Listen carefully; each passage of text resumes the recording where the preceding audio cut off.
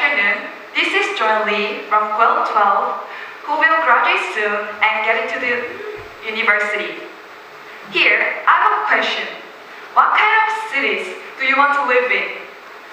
Unique urban areas with multiple cultural spaces and multicultural spaces with big shopping malls, or just the quiet suburb areas with nature such as mountains, oceans, and fresh lakes. According to the report by United Nations, and it says the most of world populations is expected to live in the big cities. Like 68% of world population is expected to live in urban areas by 2050. And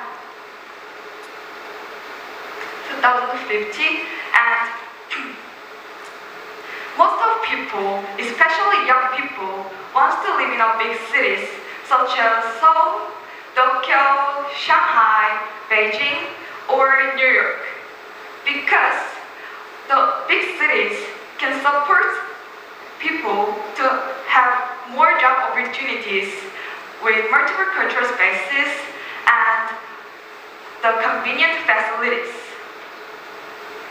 Last year, in my geography class, we went to Shanghai field trip to test the Rubinstein's migration law based on the research of Shanghai's migrators. Surprisingly, most of them we met were from suburb areas, not the people originally from Shanghai. So I also want to live in big cities such as Seoul, in the capital of Korea, because there are lots of things to enjoy in Seoul, such as going on shopping, hanging around with wonderful people, and looking around some masterpieces in art galleries. Sometimes living in a city can be a great strategy to myself and motivation to myself to push myself more, study hard, and work harder to hang out with ingenious people. But let's think about it. If compacted people live in a city, what kind of problem would have arise? There are possible problems arising in megacities. For example, there's an increased poverty and slums, and environmental pollution and resource depletion, lack of infrastructures and services, safety concerns with high crime rate, and lust, conflicts leading to social chaos. So, megacities try to put great efforts to solve these kind of problems, and they try to make sustainable cities. Today, I would like to explain the sustainable cities with their eco-friendly plannings around the world, and I want to talk about the eco-friendly activities, what we can practice in real life. Let's start with the eco-friendly cities and their eco-friendly urban planning in the first. Take a look at this picture. It's Stockholm, Sweden. It is chosen as a European first green city in 2010.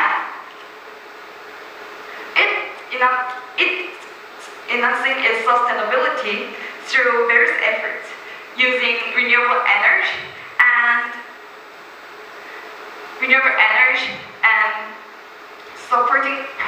supporting other strategies. In particular,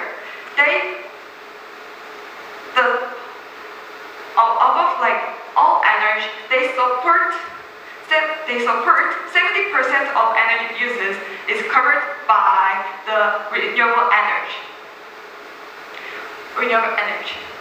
So they have enough sustainability through energy, and by renewable energy and expanding green spaces. thing is that there's Swiss biofuel production plant, which supplies a power of one car when 100 people use a toilet.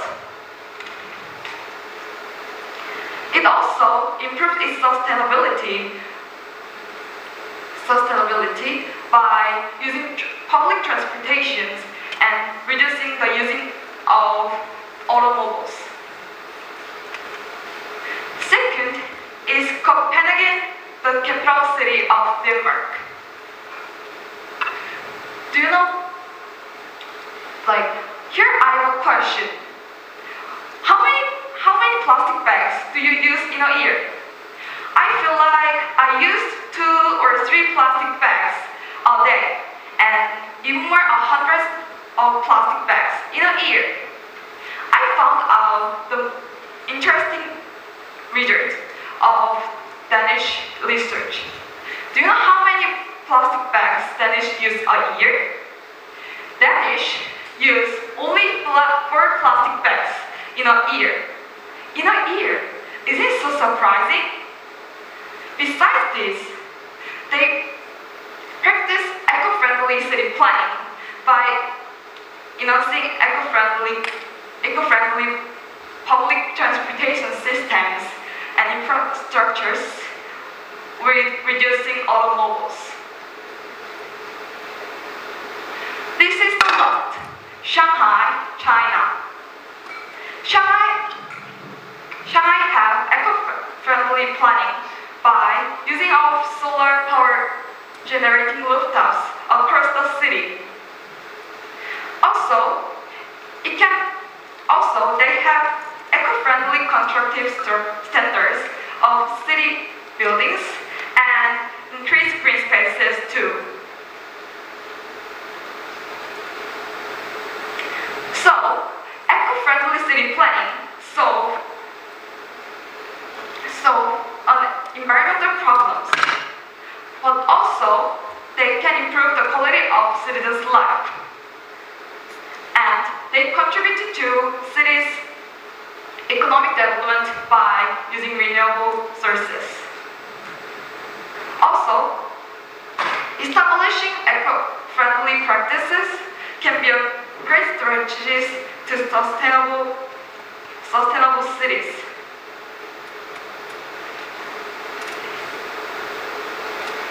So, let's take a look at what can you do, as a students in our daily lives. First, there's an Earth Day campaign. Many students still participating in Earth Day campaign in our school. Earth Day campaign is a strategy to increase people to save electricity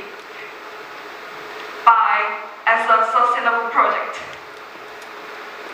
I've already participated in this campaign for several times. Secondly, there is a reducing food waste in canteen. In fact, NHS students in our school have reduced our school food waste a lot by promoting their mindsets. Third, there is eco-friendly practices such as saving electricity and recycling products.